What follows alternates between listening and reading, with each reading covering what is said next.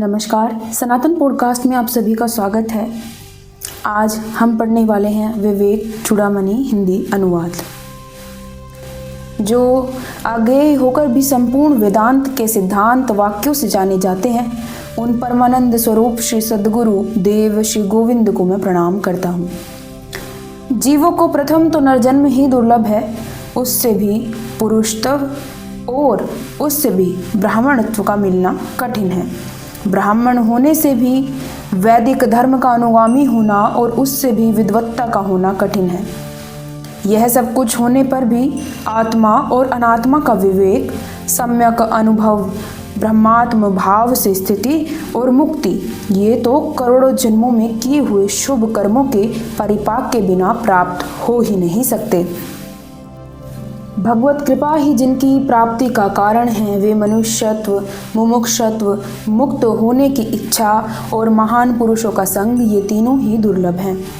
किसी प्रकार इस दुर्लभ मनुष्य जन्म को पाकर और उसमें भी जिसमें श्रुति के सिद्धांत का ज्ञान होता है, ऐसा पुरुषत्व पाकर जो मूढ़ बुद्धि अपने आत्मा की मुक्ति के लिए प्रयत्न नहीं करता, वह निश्चय ही आत्मघाती है।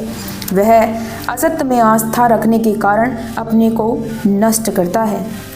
दुर्लभ मनुष्य देह और उसमें भी पुरुषत्व को पाकर जो स्वार्थ साधन में प्रमाद करता है, उससे अधिक मूढ़ और कौन होगा। भले ही कोई शास्त्रों की व्याख्या करे, देवताओं का यजन करे, नाना प्रकार के शुभ कर्म करे अथवा देवताओं को भजे, तथापि जब तक ब्रह्म और आत्मा की एकता का बोध नहीं होता, तब तक 100 ब्रह्मों तक के बीत जाने पर भी, अर्थात 100 कल्प में भी मुक्ति नहीं हो सकती, क्योंकि धन से अमृतत्व की आशा नहीं है। यह श्रुति मुक्ति का हेतु कर्म नहीं है, यह बात स्पष्ट बतलाती है।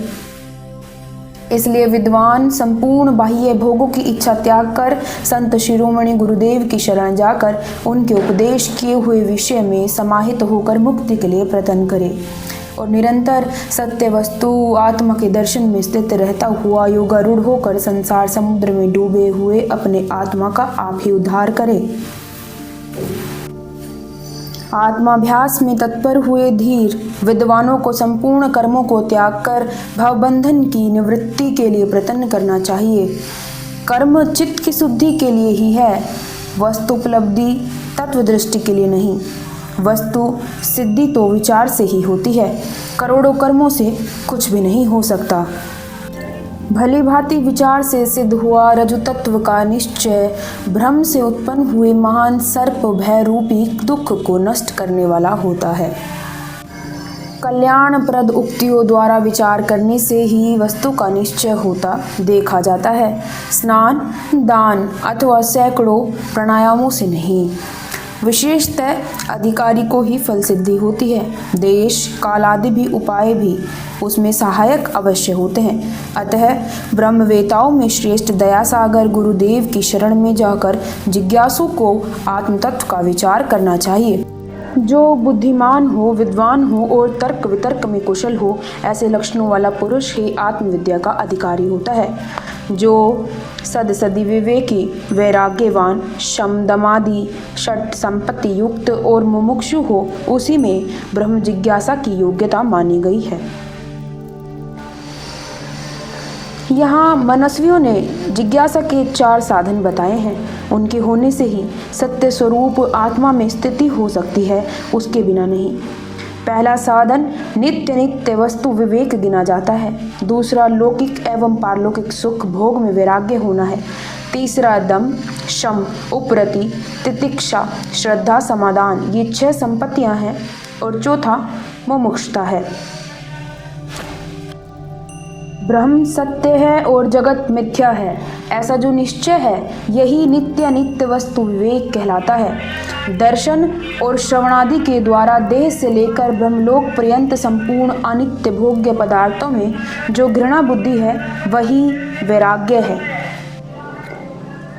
बारंबार दोष दृष्टि करने से विषय समूह से विरक्त होकर चित्त का अपने लक्ष्य में स्थिर हो जाना ही शम है। कर्मेंद्रिय और ज्ञानेंद्रिय दोनों को उनके विषयों से खींचकर अपने अपने गोलकों में स्थित करना दम कहलाता है। वृत्ति का बाह्य विषयों का आश्रय न लेना, यही उत्तम उपरति है। चिंता और शोक से रहित होकर बिना कोई प्रतिकार किए सब प्रकार के कष्टों को सहन करना तितिक्षा कहलाती है। शास्त्र और गुरु वाक्यों में सत्यत्व बुद्धि करना, इसी को सज्जनों ने श्रद्धा कहा है, जिससे कि वस्तु की प्राप्ति होती है। अपनी बुद्धि को सब प्रकार शुद्ध ब्रह्म में ही सदा स्थिर रखना चाहिए, इसी को समाधान कहा है। चित्त की इच्छा पूर्ति का नाम समाधान नहीं है।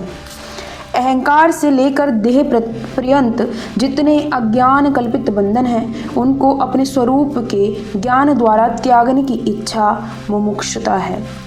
वह मुमुक्षुता मंद और मध्यम भी हो तो भी वैराग्य तथा समाधि षट संपत्ति और गुरु कृपा से बढ़कर फल उत्पन्न करती है। जिस पुरुष में वैराग्य और मुमुक्षुत्व की तीव्र होते हैं, उसी में समाधि चरितार्थ और सफल होते हैं। जहाँ इन वैराग्य और मुमुक्षुत्व की मंदता है, वहाँ समाधि का भी मरुस्थल में जल प्रतीक के समान आभास मात्र ही समझना चाहिए। मुक्ति के कारण रूप सामग्री में भक्ति ही सबसे बढ़कर है और अपने वास्तविक स्वरूप का अनुसंधान करना ही भक्ति कहलाता है। कोई स्वात्म तत्व का अनुसंधान ही भक्ति है, ऐसा कहते हैं। उक्त साधन चतुष्टय से संपन्न आत्म तत्व का जिज्ञासु प्राग स्थित प्रग गुरु के निकट जाए, जिससे उसे भव बंधन की निवृत्ति हो। जो श्रोत्रिय हो, निष्पाप हो, कामनाओं से शून्य हो, ब्रह्मवेताओं में श्रेष्ठ हो, ब्रह्मनिष्ठ हो, ईंधन रहित अग्नि के समान शांत हो, अकारण दया सिंधु हो और प्रणत शरणापन सज्जनों के बंधु हितैषी हो, उन गुरुदेव की विनीत और विनम्र सेवा से भक्तिपूर्वक आराधना करके उनके प्रसन्न होने पर निकट जाकर अपना गातव्य इस प्रकार पूछें। हे शरणागत वत्सल करुणा सागर प्रभु, आपको नमस्कार है। संसार सागर में पड़े हुए मेरा आप अपनी सरल तथा अतिशय करुणा अमृत वर्षिणी कृपा कटाक्ष उद्धार कीजिए। जिससे छुटकारा पाना अति कठिन है, उस संसार दावानल से दग्ध तथा दुर्भाग्य रूपी प्रबल प्रभंजन आंधी से अत्यंत कंपित और भयभीत हुए मुझ शरणागत की आप मृत्यु से रक्षा कीजिए, क्योंकि इस समय मैं और किसी शरण देने वाले को नहीं जानता। भयंकर संसार सागर से स्वयं उत्तीर्ण हुए और अन्य जनों को भी बिना कारण ही तारते तथा लोक हित का आचरण करते अति शांत महापुरुष ऋतुराज वसंत के समान निवास करते हैं। महात्माओं का यह स्वभाव ही है कि वे स्वतः ही दूसरों का श्रम दूर करने में प्रवृत्त होते हैं। सूर्य के प्रचंड तेज से संतप्त पृथ्वी तल को चंद्रदेव स्वयं ही शांत कर देते हैं। हे प्रभु, प्रचंड संसार दावानल की ज्वाला से तपे हुए इस दीन शरणापन को आप अपने ब्रह्मानंद रसानुभव से युक्त परम पुनीत सुशीतल निर्मल और वाक रूपी स्वर्ण कलश से निकले हुए श्रवण सुखद वचनामृतों से सींचिए, अर्थात इसके ताप को शांत कीजिए। विधन्य है जो आपके एक क्षण के करुणा में दृष्टिपत के पात्र होकर अपना लिए गए हैं। मैं इस संसार समुद्र को कैसे तरूंगा, मेरी क्या गति होगी, उसका क्या उपाय है, यह मैं नहीं जानता। प्रभु कृपया मेरी रक्षा कीजिए और मेरे संसार दुख से क्षय का आयोजन कीजिए। इस प्रकार कहते हुए अपनी शरण में आए संसारानल संतप्त शिष्य को महात्मा गुरु करुणामय दृष्टि से देखकर सहसा अभय प्रदान कर दी।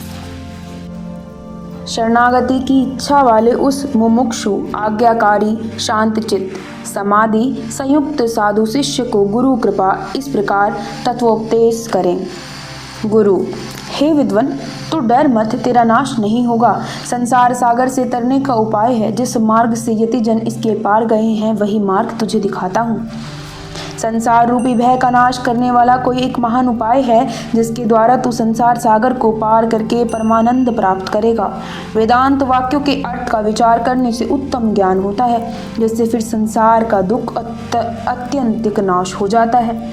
श्रद्धा, भक्ति, ध्यान और योग इनको भगवती श्रुति मुमुक्षु की मुक्ति के साक्षात हेतु बतलाती है। जो इन्हीं में स्थित हो जाता है, उसका अविद्याकल्पित देह बंधन से मोक्ष हो जाता है। तुझ परमात्मा का अनात्म बंधन अज्ञान के कारण ही है और उसी से तुझको जन्म मरण स्वरूप संसार प्राप्त हुआ है। अतः उन आत्मा और अनात्मा के विवेक से उत्पन्न हुआ बोध रूप अग्नि अज्ञान के कार्य रूप संसार को मूल सहित भस्म कर देता है।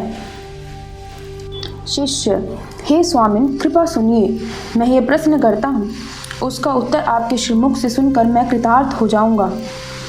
बंध क्या है? यह कैसे हुआ? इसकी स्थिति कैसे है और इससे मोक्ष कैसे मिल सकता है? अनात्मा क्या है? परमात्मा किसे कहते हैं और उनका विवेक पार्थक के ज्ञान कैसे होता है? कृपया यह सब कहिए। गुरु: तू धन्य है, कृतकृत्य है, तेरा कुल तुझसे पवित्र हो गया, क्योंकि तू अविद्या रूपी बंधन से छूटकर ब्रह्म भाव को प्राप्त होना चाहता है। पिता के ऋण को चुकाने वाला तो पुत्र आदि भी होते हैं, परंतु भव बंधन से छुड़ाने वाला अपने से भिन्न और कोई नहीं है। जैसे सिर पर रखे हुए बोझे का दुख और भी दूर कर सकते हैं, परंतु भूख प्यास आदि का दुख अपने सिवा और कोई नहीं मिटा सकता। अथवा जैसे जो रोगी पथ्य और औषध का सेवन करता है, उसी को आरोग्य सिद्धि होती देखी जाती है। किसी और के द्वारा किए हुए कर्मों से कोई निरोग नहीं होता। वैसे ही विवेकी पुरुष को वस्तु का स्वरूप भी स्वयं अपने ज्ञान नेत्रों से ही जानना चाहिए, किसी अन्य के द्वारा नहीं। चंद्रमा का स्वरूप अपने ही नेत्रों से देखा जाता है, दूसरे के द्वारा क्या जाना जा सकता है? अविद्या, कामना और कर्म आदि के जाल के बंधनों को 100 करोड़ कल्पों में भी अपने सिवा और कौन खोल सकता है? मोक्ष न योग से सिद्ध होता है, न सांख्य से, न कर्म से, न विद्या से। वह केवल ब्रह्म आत्मैक्य बोध, ब्रह्म और आत्मा की एकता के ज्ञान से ही होता है और किसी प्रकार से नहीं। जिस प्रकार वीणा का रूप लावण्य तथा तंत्री को बजाने का सुंदर ढंग मनुष्य के मनोरंजन का ही कारण होता है, उससे कुछ साम्राज्य की प्राप्ति नहीं हो जाती, उसी प्रकार विद्वानों की वाणी की कुशलता, शब्दों की धारावाहिकता, शास्त्र व्याख्यान की कुशलता और विद्वता भोग ही का कारण हो सकती है, मोक्ष का नहीं। परम तत्व को यदि न जानना तो शास्त्र अध्ययन निष्फल व्यर्थ ही है, और यदि परम तत्व को जान लिया तो भी शास्त्र अध्ययन निष्फल अनावश्यक ही है। शब्दजाल तो चित्त को भटकाने वाला एक महान वन है, इसलिए किन्हीं तत्वज्ञानी महात्मा से प्रयत्न पूर्वक आत्म तत्व को जानना चाहिए। अज्ञान रूपी सर्प से डसे हुए को ब्रह्म ज्ञान रूपी औषधि के बिना वेद से, शास्त्र से, मंत्र से और औषध से क्या लाभ? औषध को बिना पिए केवल औषध सबके उच्चारण मात्र से रोग नहीं जाता। इसी प्रकार अपरोक्षानुभव के बिना केवल ब्रह्म ब्रह्म कहने से कोई मुक्त नहीं हो सकता। बिना दृश्य प्रपंच का विलय किए और आत्म तत्व को जाने केवल बाह्य शब्दों से, जिनका फल केवल उच्चारण मात्र ही है, मनुष्यों की मुक्ति कैसे हो सकती है? बिना शत्रुओं का वध किए और बिना संपूर्ण पृथ्वी मंडल का ऐश्वर्य प्राप्त किए मैं राजा हूँ, ऐसा कहने से कोई राजा नहीं हो सकता। पृथ्वी में गड़े हुए धन को प्राप्त करने के लिए जैसे प्रथम किसी विश्वसनीय पुरुष के कथन की और फिर पृथ्वी को खोदने, कंकड़ पत्थर आदि को हटाने तथा प्राप्त हुए धन को स्वीकार करने की आवश्यकता होती है, कोरी बातों से वह बाहर नहीं निकलता, उसी प्रकार समस्त माइक प्रपंच से शून्य निर्मल आत्म तत्व भी ब्रह्मवित् गुरु के उपदेश तथा उसके मनन और निधिध्यासन आदि से ही प्राप्त होता है, थोती बातों से नहीं। इसलिए रोग आदि के समान भाव बंधन की निवृत्ति के लिए विद्वान को अपनी संपूर्ण शक्ति लगाकर स्वयं ही प्रयत्न करना चाहिए। तूने आज जो प्रश्न किया है, शास्त्रज्ञ जन उसको बहुत श्रेष्ठ मानते हैं। वह प्राय श्रुत रूप संक्षिप्त है, तो भी गंभीर अर्थयुक्त और मुमुक्षुओं के जानने योग्य है। हे विद्वान, जो मैं कहता हूँ सावधान होकर सुन, उसको सुनने से तो शीघ्र ही बंधन से छूट जाएगा।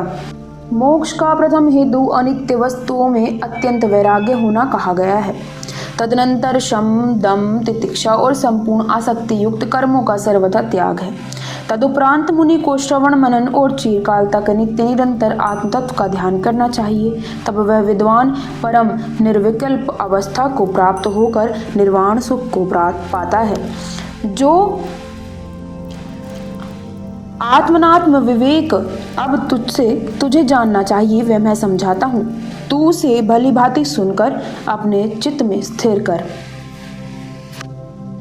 मज्जा, अस्थि, मेद, मांस, रक्त, चर्म और त्वचा इन 7 धातुओं से बने हुए तथा चरण, जंघा, वक्षस्थल, छाती, भुजा, पीठ और मस्तक आदि अंगोपांगों से युक्त मैं और मेरा रूप से प्रसिद्ध इस मोह के आश्रय देह को विद्वान लोग स्थूल शरीर से कहते हैं।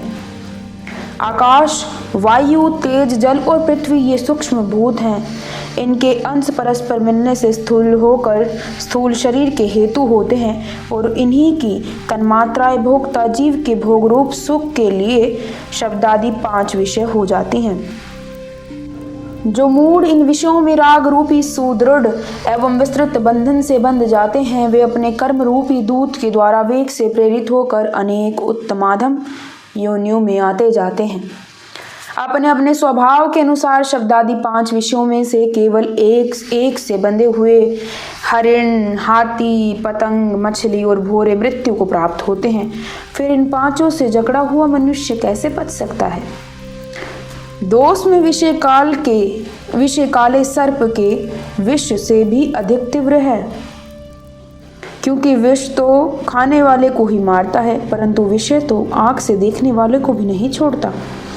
जो विषयों की आशा रूप कठिन बंधन से छूटा हुआ है, वही मोक्ष का भागी होता है और कोई नहीं, चाहे वह 6 दर्शनों का ज्ञाता ही क्यों न हो। संसार सागर को पार करने के लिए उद्यत हुए क्षणिक वैराग्य वाले मुमुक्षुओं को आशा रूपी ग्रह अति वेग से बीच ही में रोक कर गला पकड़ कर डुबो देता है। जिसने वैराग्य रूपी खड्ग से विशेषणा रूपी ग्रह को मार दिया है, वही निर्विघ्न संसार समुद्र के उस पार जा सकता है। विषय रूपी विषम मार्ग में चलने वाले मलिन बुद्धि को पद पद पर मृत्यु आती है, ऐसा जानो। और यह भी बिल्कुल ठीक समझो कि हितैषी सज्जन अथवा गुरु के कथानुसार अपनी युक्ति से चलने वाले को फल सिद्धि हो जाती है। यदि तुझे मोक्ष की इच्छा है तो विषयों को विष के समान दूर ही से त्याग दे और संतोष, दया, क्षमा, सरलता, शम और दम का अमृत के समान नित्य आदरपूर्वक सेवन कर। जो अनादि अविद्याकृत बंधनों को छुड़ाना रूप अपना कर्तव्य त्याग कर प्रतिक्षण इस प्रार्थ अन्य के भोग रूप देह के पोषण में ही लगा रहता है, वह अपनी इस प्रवृत्ति से स्वयं अपना घात करता है। जो शरीर पोषण में लगा रहकर आत्म तत्व को देखना चाहता है, वह मनोकाष्ठ बुद्धि से ग्रह को पकड़कर नदी पार करना चाहता है। शरीर आदि में मोह रखना ही मुमुक्षु की बड़ी भारी मौत है। जिसने मोह को जीता वही मुक्ति पद का अधिकारी है। देह, स्त्री और पुत्र आदि में मोह रूप महामृत्यु को छोड़ जिसको जीत कर मुनिजन भगवान के उस परम पद को प्राप्त होते हैं। त्वचा, मांस, रक्त, स्नायु, नस, मेद, मज्जा और अस्थियों का समूह तथा मलमूत्र से भरा हुआ यह स्थूल देह अति निंदनीय है। पंचीकृत स्थूल भूतों से पूर्व कर्मानुसार उत्पन्न हुआ यह शरीर आत्मा का स्थूल भोगायतन है।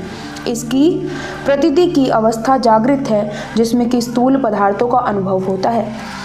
इससे तदात्म्य को प्राप्त होकर ही जीव माला, चंदन तथा स्त्री आदि नाना प्रकार के स्थूल पदार्थों को बाह्य इंद्रियों से सेवन करता है। इसलिए जागृत अवस्था में स्थूल देह की प्रधानता है, जिसके आश्रय से जीवों को संपूर्ण बाह्य जगत प्रतीत होता है। गृहस्थ के घर के तुल्य उसे ही स्थूल देह जानो। वाग आदि 5 कर्मेंद्रियां, श्रवणादि 5 ज्ञानेन्द्रियां, प्राणादि 5 प्राण, आकाशादि 5 भूत, बुद्धि आदि अंतःकरण चतुष्टय, अविद्या तथा काम और कर्म, यह पुर्यष्टक अथवा सूक्ष्म शरीर कहलाता है। यह सूक्ष्म अथवा लिंग शरीर अपंचीकृत भूतों से उत्पन्न हुआ है। यह वासना युक्त होकर कर्म फलों का अनुभव कराने वाला है और स्वस्वरूप का ज्ञान न होने के कारण आत्मा की अनादि उपाधि है। स्वप्न इसकी अभिव्यक्ति की अवस्था है, जहाँ यह स्वयं ही बचा हुआ भासता है।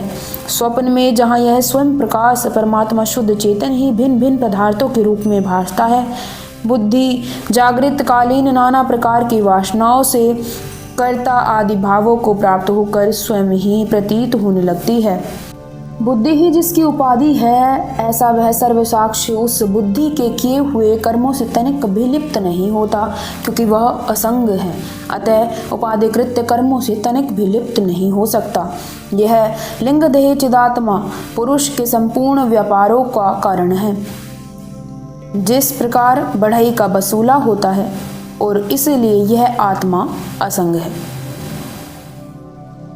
नेत्रों के सदोष अथवा निर्दोष होने से प्राप्त हुए अंधापन, धुंधलापन अथवा स्पष्ट देखना आदि नेत्रों के ही धर्म है। इसी प्रकार बहरापन, गूंगापन आदि भी श्रोत्रादि के ही धर्म है, सर्वसाक्षी आत्मा के नहीं। श्वास पर श्वास, जम्हाई, छींक, कांपना और उछलना आदि क्रियाओं को तत्वज्ञ प्राणादि का धर्म बतलाते हैं, तथा क्षुधा पिपासा भी प्राण ही के धर्म है। शरीर के अंदर इन चक्षु आदि इंद्रिय के गोलकों में चिदाभास के तेज से व्याप्त हुआ अंतःकरण महपन का अभिमान करता हुआ स्थिर रहता है। इसी को अहंकार जानना चाहिए। यही कर्ता, भोक्ता तथा मैंपन का अभिमान करने वाला, और यही सत्व आदि गुणों के योग से तीनों अवस्थाओं को प्राप्त होता है। विषयों की अनुकूलता से यह सुखी और प्रतिकूलता से दुखी होता है। सुख और दुख इस अहंकार के ही धर्म है, नित्यानंद स्वरूप आत्मा के नहीं। विषय स्वतः प्रिय नहीं होते, किंतु आत्मा के लिए ही प्रिय होते हैं, क्योंकि स्वतः प्रियतम तो सबका आत्मा ही है। इसलिए आत्मा सदा आनंद स्वरूप है, इसमें दुख कभी नहीं है।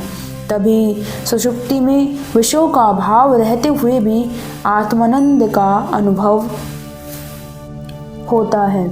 इस विषय में श्रुति, प्रत्यक्ष, ऐतिह्य, इतिहास और अनुमान प्रमाण जागृत मौजूद है। जो अव्यक्त नाम वाली त्रिगुणात्मिकता अनादि अविद्या परमेश्वर की पराशक्ति है, वही माया है, जिससे यह सारा जगत उत्पन्न हुआ है। बुद्धिमान जन इसके कार्य से ही इसका अनुमान करते हैं। वह न सत्य है, न असत्य है, और न सद सत्य अभय रूप उभय रूप है। न भिन्न है, न अभिन्न है, और न भिन्न अभिन्न उभय रूप है। न अंग सहित है, न अंग रहित है, और न सांगनंग उभयात्मिकता ही है, किंतु अत्यंत अद्भुत और अनिर्वचनीय रूपा, जो कही ना जा सके ऐसी है। रज्जु के ज्ञान से सर्प ब्रह्म के समान, वह अद्वितीय शुद्ध ब्रह्म के ज्ञान से ही नष्ट होने वाली है। अपने अपने प्रसिद्ध कार्यों के कारण सत्व, रज और तम, ये उसके तीन गुण प्रसिद्ध हैं। क्रियारूपा विपेक शक्ति, विशेप शक्ति रजोगुण की है, जिससे सनातन काल से समस्त क्रियाएं होती आई हैं, और जिससे रागादि और दुखादि जो मन के विकार हैं सदा उत्पन्न होते हैं।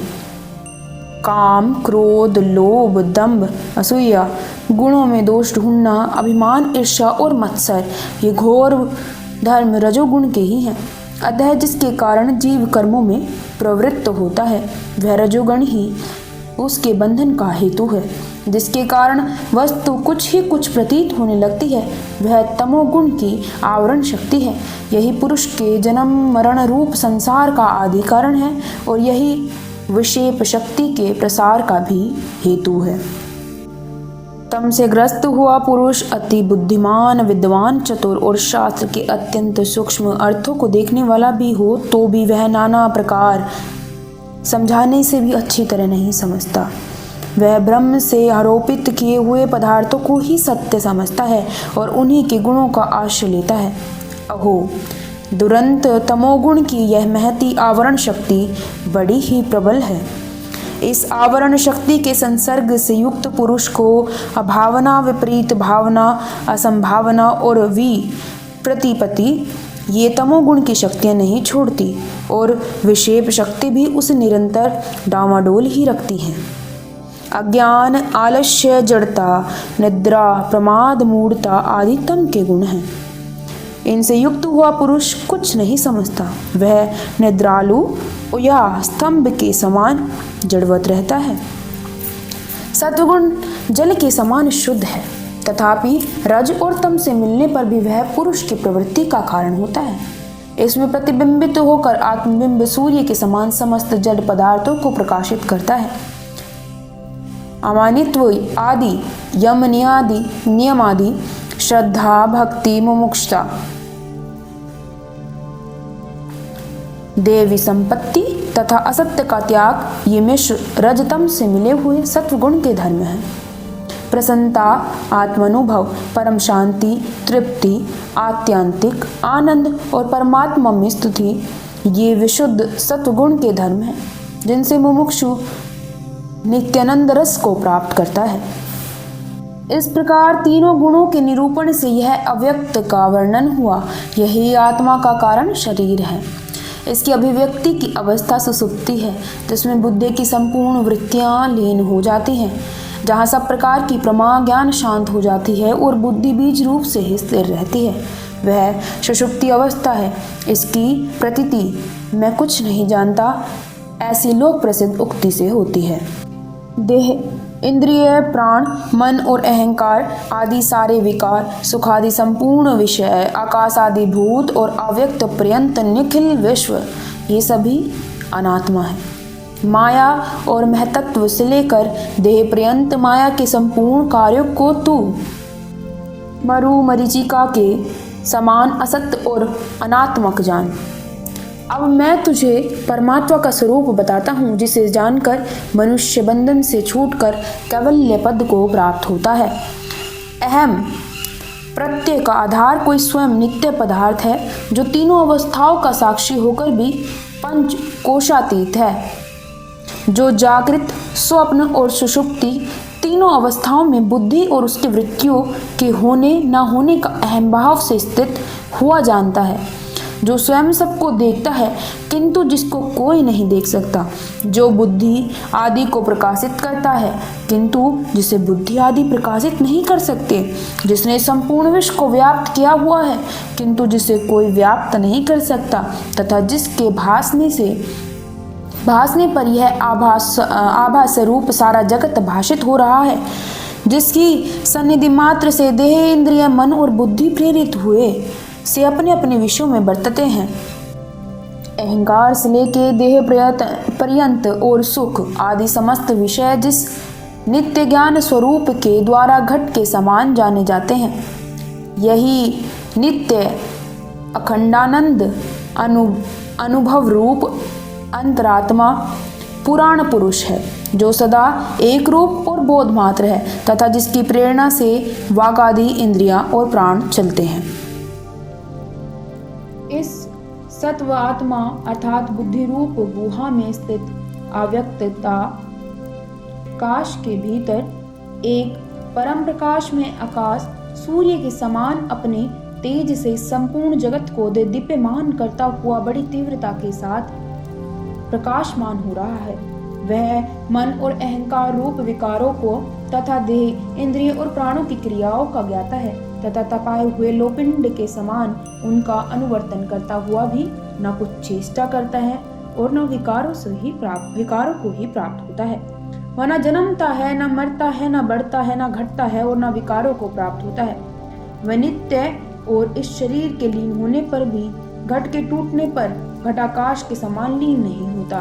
प्रकृति और उसके विकारों से भिन्न शुद्ध ज्ञान स्वरूप यह निर्विशेष परमात्मा सत्य असत्य सबको प्रकाशित करता हुआ जागृत आदि अवस्थाओं में अहम भाव से स्फुरित होता हुआ बुद्धि के साक्षी रूप से साक्षात विराजमान है। तो इस आत्मा को संयचित होकर बुद्धि के प्रसन्न होने पर यह मैं हूँ ऐसा अपने अंतःकरण में साक्षात अनुभव कर और इस प्रकार जन्म मरण रूपी तरंगों वाले इस अपार संसार सागर को पार कर तथा ब्रह्म रूप से स्थित होकर कृतार्थ हो जा।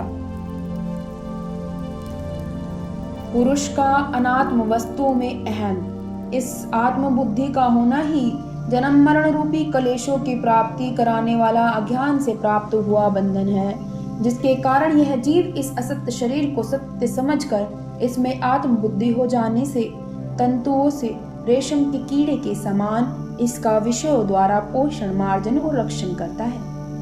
मूढ़ पुरुष को तमोगुण के कारण ही अन्य में अन्य बुद्धि होती है।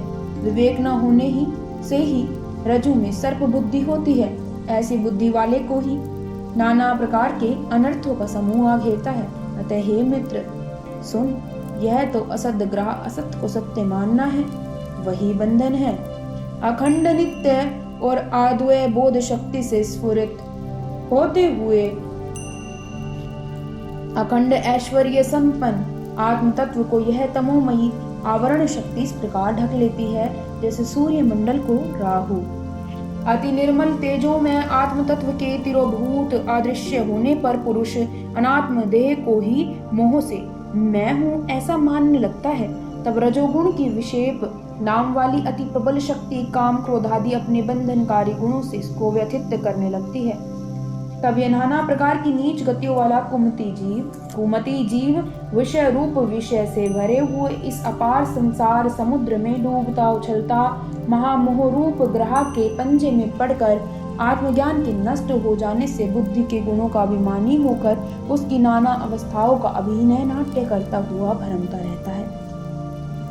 जिस प्रकार सूर्य के तेज से उत्पन्न हुई मेघमाला सूर्य ही को ढक कर स्वयं प्रकाश फैल जाती है, उसी प्रकार आत्मा से प्रकट हुआ अहंकार आत्मा को ही आच्छादित करके स्वयं स्थित हो जाता है। जिस प्रकार किसी दुर्दिन में जिस दिन आंधी मेघ आदि का विशेष उत्पात होता है, सघन मेघों के द्वारा सूर्य देव के आच्छादित होने पर अति भयंकर और ठंडी ठंडी आंधी सबको खिन कर देती है, उसी प्रकार बुद्धि के निरंतर तमोगुण से आवृत्त होने पर मूढ़ पुरुष को विक्षेप शक्ति नाना प्रकार के दुखों से संतप्त करती है।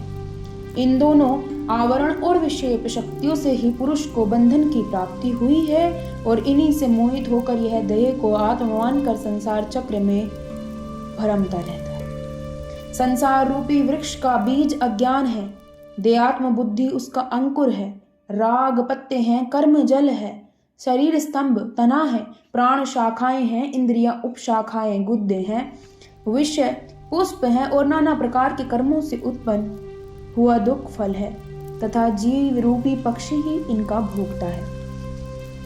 यह अज्ञान जनित अनात्म बंधन स्वाभाविक तथा अनादि और अनंत कहा गया है।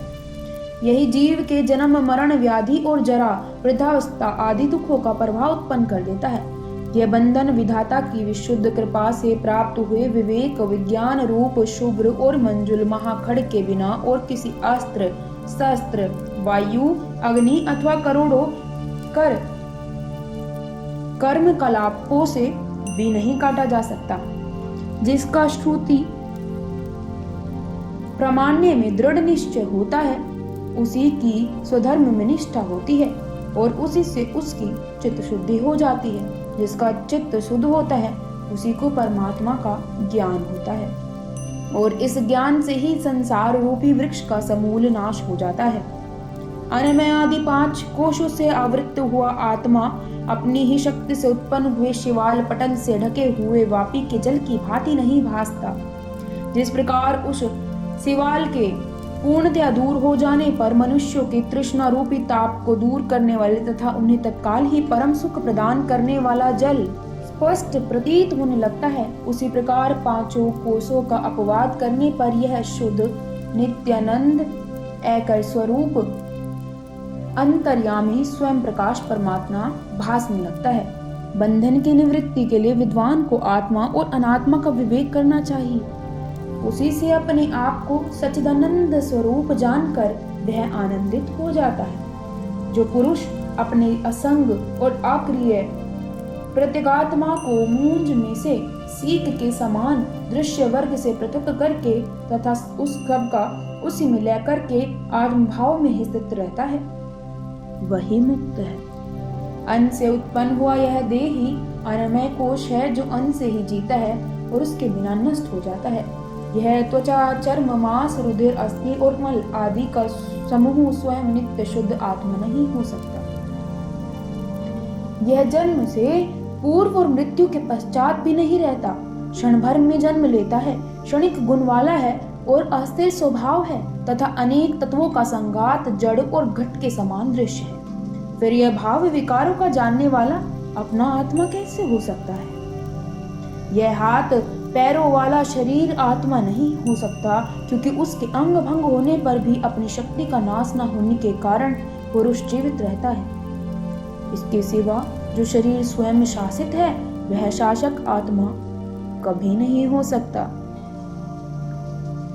देह, उसके धर्म, उसके कर्म तथा उसकी अवस्थाओं की साक्षी आत्मा की उससे पृथक्ता स्वतः स्वयं ही स्वतः सिद्ध है। हड्डियों का समूह, मांस से लिथड़ा हुआ और मल से भरा हुआ यह अति कुत्सित देह अपने से भिन्न, अपना जानने वाला स्वयं ही कैसे हो सकता है? त्वचा, मांस, मेद, अस्थि और मल की राशि रूप इस देह में मूढ़जन ही अहम बुद्धि करते हैं। विचारशील तो अपने परमार्थिक स्वरूप को इससे पृथक ही जानते हैं। जड़ पुरुषों की मैं देह हूँ, इसी देह में अहम बुद्धि होती है। विद्वान शास्त्रज्ञ की जीव में और विवेक विज्ञान युक्त महात्मा की मैं ब्रह्म हूँ, ऐसी सत्य आत्मा में ही अहम बुद्धि होती है। अरे मूर्ख, इस त्वचा, मांस, मेद, अस्थि और मलादि के समूह से आत्मबुद्धि छोड़ और सर्वात्मा निर्विकल्प ब्रह्म में ही आत्मभाव करके परम शांति का भोग कर। जब तक विद्वान असत देह और इंद्रिय आदि में ब्रह्म से उत्पन्न हुई अहमता को नहीं त्यागता, तब तक वह वेदांत सिद्धांतों का पारदर्शी क्यों ना हो। उसके मोक्ष की कोई बात ही नहीं है। छाया, प्रतिबिंब, स्वप्न और मन में कल्पित किए हुए शरीर में जिस प्रकार तेरी कभी आत्मबुद्धि नहीं होती, उसी प्रकार जीवित शरीर में भी कभी नहीं होनी चाहिए। क्योंकि देहात्म बुद्धि ही अशुद्ध बुद्धि मनुष्य के जन्मादि दुखों की उत्पत्ति की कारण है। अतः उसे तू प्रयत्न पूर्वक छोड़ दे। उस बुद्धि के छूट जाने पर फिर पूर्व जन्म की कोई आशंका न रहेगी। सुसुप्ति काल में मन के लीन हो जाने पर कुछ भी नहीं रहता, यह बात सबको विदित ही है। अतः इस पुरुष जीव का यह संसार मन की कल्पना मात्र ही है, वस्तुतः नहीं। मेघ वायु के द्वारा आता है और फिर उसी के द्वारा चला जाता है। इसी प्रकार मन से ही बंधन की कल्पना होती है और उसी से मोक्ष की। यह मन ही देह आदि सब विषयों में राग की कल्पना करके उसके द्वारा रस्सी से पशु की भांति पुरुष को बांधता है और फिर इन विश्वत विषयों में विरसता उत्पन्न करके इसको बंधन से मुक्त कर देता है। इसलिए इस जीव के बंधन और मोक्ष के विधान में मन ही कारण है।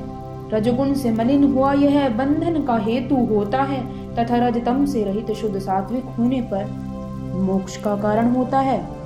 विवेक, वैराग्य आदि गुणों के उत्कर्ष से शुद्धता को प्राप्त हुआ मन मुक्ति का हेतु होता है। अतः पहले बुद्धिमान मुमुक्षु के वे ज्ञान वैराग्य दोनों ही दृढ़ होने चाहिए। मन नाम का भयंकर व्याघ्र विषय रूप में वन में घूमता फिरता रहता है। जो साधु मुमुक्षु है वे वहां ना जाएं। मन ही संपूर्ण स्थूल सूक्ष्म विषयों को, शरीर, वर्ण, आश्रम, जाति आदि भेदों को तथा गुण, क्रिया, हेतु और फलादि भोक्तों को भोक्ता के लिए नित्य उत्पन्न करता रहता है। इस असंग चिद्रूप आत्मा को मोहित करके तथा इसे देह, इंद्रिय, प्राणादि गुणों से बांधकर यह मन ही इसको मैं मेरा भाव से अपने कर्म और उनके फल उपभोग में निरंतर भटकाता है। अध्यास दोष से ही पुरुष को जन्म मरण रूप संसार होता है और यह अध्यास का बंधन इसी का कल्पित किया हुआ है तथा रजतम आदि दोष युक्त अविवेकी पुरुष के लिए अध्यास ही जन्मादि दुख का मूल कारण है। अतः तत्वदर्शी विद्वान मन को ही अविद्या कहते हैं, जिसके द्वारा वायु से मेघ मंडल की भांति यह संपूर्ण विश्व भरमाया जा रहा है। उस मन का मुमुक्ष को प्रयत्न पूर्वक शोधन करना चाहिए। उसके शुद्ध हो जाने पर मुक्ति करामल कवत हो जाती है। मोक्ष की आसक्ति से जो विषयों में राग का निर्मूलन करके तथा सर्व कर्मों को त्याग कर शुद्ध श्रद्धा से युक्त हुआ श्रवणादि में तत्पर रहता है, वह बुद्धि के रजों में चंचल स्वभाव को नष्ट कर देता है। मनो में कोश भी आधंतवान, परिणामी, दुखात्मक और विषय रूप होने के कारण परमात्मा नहीं हो सकता, क्योंकि दृष्टा कभी दृश्य रूप नहीं देखा गया। ज्ञानेंद्रियों के साथ वृत्ति युक्त बुद्धि ही कर्तापन के स्वभाव वाला विज्ञानमय कोश है, जो पुरुष के जन्म मरण रूप संसार का कारण है। चित्त और इंद्रियादि के अनुगमन करने वाली चेतन की प्रतिबिंब शक्ति ही विज्ञान नाम प्रकृति का विकार है। वह मैं ज्ञान और क्रियावान हूँ ऐसा देह इंद्रिय आदि में निरंतर अभिमान किया करता है। यह अहम स्वभाव वाला विज्ञान में कोश ही अनादिकालीन जीव और संसार के समस्त व्यवहारों का निर्वाह करने वाला है। यह अपनी पूर्व वासना से पुण्य पाप में अनेकों कर्म करता और उनके फल भोगता है तथा विचित्र योनियों में भ्रमण करता हुआ कभी नीचे आता तो कभी ऊपर जाता है। जागृत स्वप्न आदि अवस्थाएं, सुख दुख आदि भोग, देहादि से संबंधित आश्रम आदि के धर्म कर्म, गुणों का अभिमान और ममता आदि सर्वदा इस विज्ञान में कोश में ही रहते हैं। यह आत्मा की अति निकटता के कारण अत्यंत प्रकाश में है, अतः यह इसकी उपाधि है जिसमें ब्रह्म से आत्मबुद्धि करके यह जन्म मरण रूप संसार चक्र में पड़ता है। यह जो स्वयं प्रकाश विज्ञान स्वरूप हृदय के भीतर प्राणादि में स्फुरित हो रहा है, वह कुटस्थ निर्विकार आत्मा होने पर भी उपाधिवश कर्ता भोक्ता हो जाता है। वह परमात्मा मिथ्या बुद्धि से परिचिन्न होकर उससे एकीभूत हो जाने के दोष से स्वयं सर्वात्मक होते हुए भी मिट्टी से घड़े के समान अपने को अपने से ही पृथक देखता है। वह परात्मा स्वरूप से तो सदा एक रूप ही है, तथापि उपाधि के संबंध से उसके गुणों से युक्त सा होकर उसी के धर्मों के साथ प्रकाशित होने लगता है। जिस प्रकार लोगों के विकारों में व्याप्त हुआ अविकारी अग्नि उन्हीं के समान प्रकाशित होता है। शिष्य, हे गुरुदेव, भ्रम से हो अथवा किसी अन्य कारण से परमात्मा को ही जीव भाव की प्राप्ति हुई है और उसकी उपाधि अनादि है तथा अनादि वस्तु का नाश तो नहीं हो सकता। इसलिए इस आत्मा का जीव भाव भी नित्य है और ऐसा होने से इसका जन्म मरण रूप संसार चक्र कभी निवृत्त नहीं हो सकता। तो फिर श्री गुरुदेव, इसका मोक्ष कैसे होगा, सो कहिए। गुरु, हे वत्स, तू बहुत बुद्धिमान है, तूने बहुत ठीक बात पूछी है। अच्छा, अब सावधान होकर सुन। देख, मुग्ध पुरुषों की ब्रह्मवश की हुई कल्पना मान्य नहीं हुआ करती। जो असंग, निष्क्रिय और निराकार है, उस आत्मा का पदार्थों से लीनता आदि से आकाश के समान ब्रह्म के अतिरिक्त और किसी प्रकार संबंध नहीं हो सकता। साक्षी, निर्गुण, अक्रिय और प्रत्येक ज्ञान आनंद स्वरूप उस आत्मा में बुद्धि के ब्रह्म से ही जीव भाव की प्राप्ति हुई है। वह वास्तविक नहीं है, क्योंकि वह अवस्थ रूप होने से मोह दूर हो जाने पर स्वभाव से ही नहीं रहता। जैसे ब्रह्म की स्थिति पर्यंत ही रज्जु में सर्प की प्रतीति होती है, ब्रह्म के नाश होने पर फिर सर्प प्रतीत नहीं होता, वैसे ही जब तक ब्रह्म है तभी तक प्रमाद वश मिथ्या ज्ञान से प्रकट हुए इस जीव भाव की सत्ता है। लोक में अविद्या और उसके कार्य जीव भाव का नादित्व माना जाता है, किंतु जग पड़ने पर जैसे संपूर्ण स्वप्न प्रपंच अपने मूल सहित नष्ट हो जाता है, उसी प्रकार ज्ञानोदय होने पर अविद्याजनित जीव भाव का नाश हो जाता है। यह जीव भाव अनादि होने पर भी प्राग भाव के समान नित्य नहीं है, क्योंकि अनादि प्राग भाव का ही ध्वंस होना देखा ही गया है। अतः जिस जीव तव की बुद्धि रूप उपाधि के संबंध से ही आत्मा में कल्पना हुई है, वह स्वरूप से उस आत्मा से पृथक नहीं हो सकता। बुद्धि के साथ यह आत्मा का संबंध मिथ्या ज्ञान के ही कारण है। इसकी निवृत्ति ठीक ठीक ज्ञान हो जाने से ही हो सकती है और किसी प्रकार नहीं। तथा ब्रह्म और आत्मा की एकता का ज्ञान ही वास्तविक ज्ञान है, ऐसा श्रुति का सिद्धांत है। अतः ब्रह्म आत्मेक के ज्ञान हो जाने से जीव भाव की निवृत्ति हो जाती है। उस ब्रह्मात्मेक के ज्ञान की सिद्धि आत्मा और अनात्मा भली प्रकार विवेक पार्थक के ज्ञान हो जाने से ही होती है। इसलिए प्रत्यगात्मा और मिथ्यात्मा भली प्रकार विवेचन करना चाहिए। अत्यंत गंदला जल भी जिस प्रकार कीचड़ के बैठ जाने पर स्वच्छ जल मात्र रह जाता है, उसी प्रकार दोष से रहित हो जाने पर आत्मा भी स्पष्टतया प्रकाशित होने लगता है। सत्य आत्मा के विचार से असत्य की निवृत्ति होने पर इस प्रत्यक्ष आंतरिक आत्मा की स्पष्ट प्रतीति होने लग जाती है। अतः अहंकार आदि असदात्माओं को भली प्रकार बात करना ही चाहिए। अतः विज्ञान में शब्द से कहा जाने वाला यह विज्ञान में कोश में विकारी, जड़, परिच्छिन्न तथा दृश्य और व्यभिचारी होने के कारण परात्मा नहीं हो सकता, क्योंकि यह अनित्य है और अनित्य वस्तु कभी नित्य नहीं हो सकती। आनंदमय कोश। आनंद स्वरूप आत्मा के प्रतिबिंब से चुंबित तथा तमोगुण से प्रकट हुई वृत्ति आनंदमय कोश है। वह प्रिय, आदि प्रिय, मोद और प्रमोद इन 3 गुणों से युक्त है। अपने अभिष्ट पदार्थ के प्राप्त होने पर प्रकट होती है। पुण्य कर्म के परिपाक होने पर उसके फलस्वरूप सुख का अनुभव करते समय भाग्यवान पुरुष को उस आनंदमय कोश का स्वयं ही भान होता है, जिससे संपूर्ण देहधारी जीव बिना प्रतन्न के ही अति आनंदित होने लगता है। आनंदमय कोश की उत्कट तीव्र प्रतीति तो सुसुप्ति में ही होती है, तथापि जागृति और स्वप्न में भी इष्ट वस्तु के दर्शन आदि से उसका यतिकिंचित भान होता है। यह परात्मा आनंद में नहीं है, क्योंकि आनंद उपाधि युक्त एवं प्रकृति का विकार है, शुभ कर्मों का कार्य है और प्रकृति के विकारों के समूह स्थूल शरीर के आश्रित है। श्रुति के अनुकूल युक्तियों से 5 कोशों का निषेध कर देने पर उनके निषेध की अवधि रूप शुद्ध बोध स्वरूप साक्षी आत्मा बच जाता है। इस प्रकार जो आत्मा स्वयं प्रकाश, अन्नमय आदि 5 कोशों से पृथक तथा जागृत, स्वप्न और सुषुप्ति तीनों अवस्थाओं का साक्षी होकर सतरूप, निर्विकार, निर्मल और शुद्ध सत्व स्वरूप है, उसे ही विद्वान पुरुष को अपना वास्तविक आत्मा समझना चाहिए। आत्मस्वरूप विषयक प्रश्न।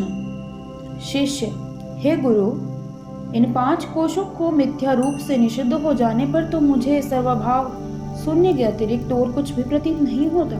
फिर आपके कथनानुसार बुद्धिमान पुरुष किस वस्तु को अपना आत्मा माने? गुरु: हे विद्वान, तू बहुत ठीक कहता है।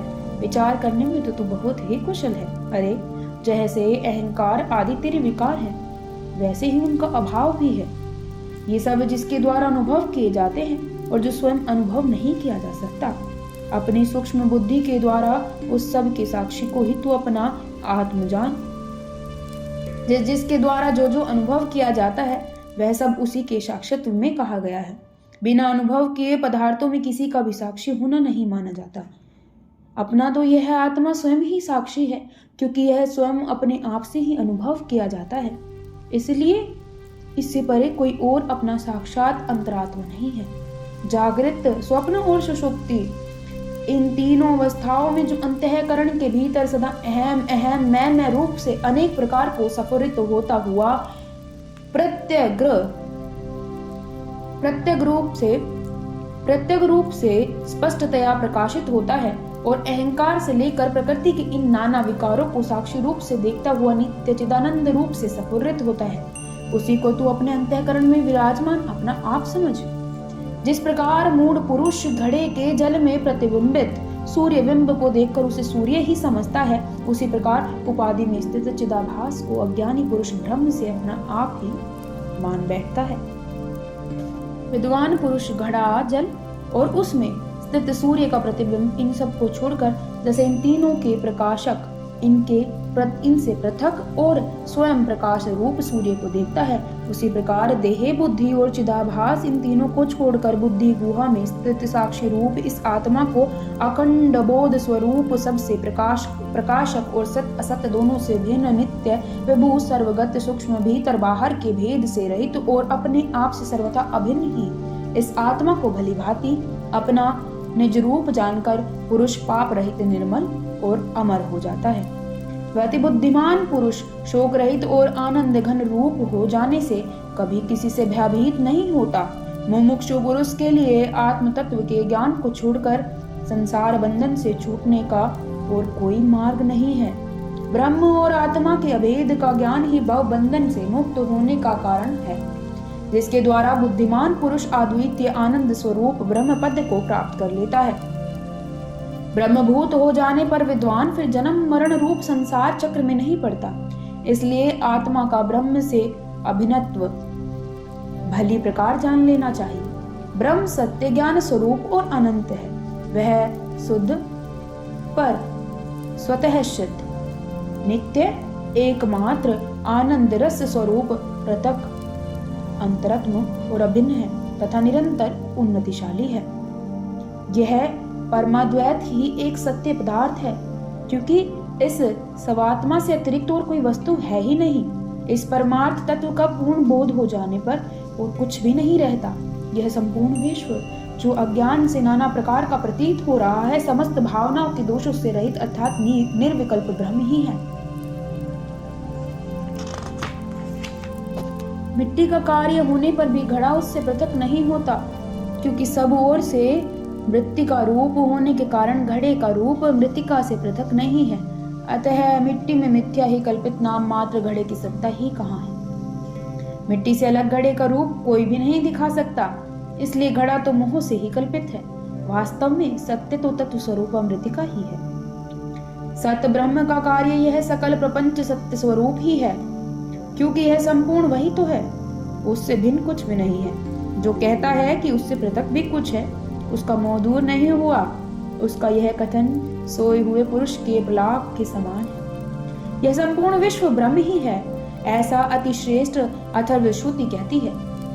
इसलिए यह विश्व ब्रह्म मात्र ही है, क्योंकि अधिष्ठान से आरोपित वस्तु की पृथक सत्ता हुआ ही नहीं करती। यदि यह जगत सत्य हो तो आत्मा की अनंतता में दोष आता है और श्रुति अप्रामाणिक हो जाती है तथा ईश्वर भगवान श्री कृष्ण चंद्र भी मिथ्यावादी ठहरते हैं। ये तीनों ही बातें सत्पुरुषों के लिए शुभ और हितकर नहीं है।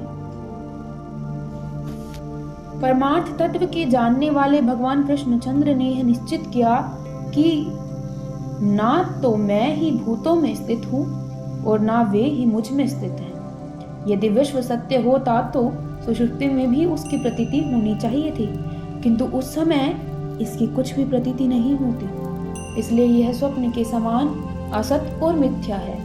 इसलिए परमात्मा से पृथक जगत है ही नहीं।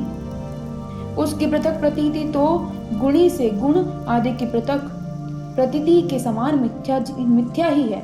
आरोपित वस्तु की वास्तविकता ही क्या, वह तो अधिष्ठान ही ब्रह्म से उस प्रकार भास रहा है। अज्ञानी को अज्ञानवश जो कुछ प्रतीत हो रहा है वह सब ब्रह्म ही है। जिस प्रकार ब्रह्म से प्रतीत हुई चांदी वस्तुतः सीपी ही है। इदम जगत, यह जगत है, इसमें इदम यह रूप से सदा ब्रह्म ही कहा जाता है। ब्रह्म में आरोपित जगत तो नाम मात्र ही है। इसलिए पर ब्रह्म सत्य, अद्वितीय, शुद्ध, विज्ञान घन, निर्मल, शांत, आदि अंत रहित, अक्रिय और सदैव आनंद स्वरूप है। वह समस्त मायिक भेदों से रहित है, नित्य सुख स्वरूप, काला रहित और प्रमाणादि का अविश्य है तथा वह कोई अरूप, अव्यक्त, अनाम और अक्षय तेज है जो स्वयं ही प्रकाशित हो रहा है। बुद्धजन उस परम तत्व को ज्ञाता, ज्ञान और ज्ञेय इस त्रिपुटी से रहित अनंत निर्विकल्प केवल और अखंड चैतन्य मात्र जानते हैं। वह ब्रह्म त्याग अथवा ग्रहण के अयोग्य मन, वाणी का अविश्य, अप्रमेय, आदि अंतर रहित, परिपूर्ण तथा महान तेजोमय है। तत्वमसि, छांदोपनिषद आदि वाक्यों के तत् और त्वम पदों से शोधन करते हुए ब्रह्म और आत्मा का श्रुति के द्वारा बारंबार पूर्ण एकत्व प्रतिपादन किया गया है। उन सूर्य और खद्योत, जुगनू, राजा और सेवक, समुद्र और कूप तथा सुमेरु और परमाणु के समान परस्पर विरुद्ध धर्म वालों का एकत्व लक्ष्यार्थ में ही कहा गया है, वाच्यार्थ में नहीं। उन दोनों का यह विरोध उपाधि के कारण है और यह उपाधि कुछ वास्तविक नहीं है। ईश्वर की उपाधि महतत्वादि की कारण रूपा माया है तथा जीव की उपाधि कार्य रूप पंचकोश है।